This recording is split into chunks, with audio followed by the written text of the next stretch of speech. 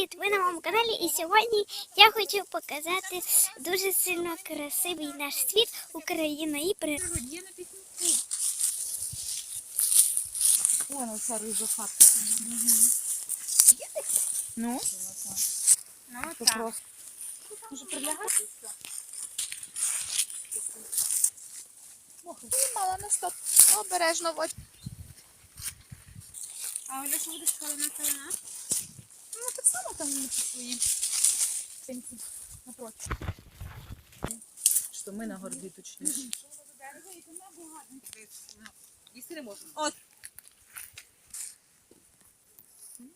Можна. Класно.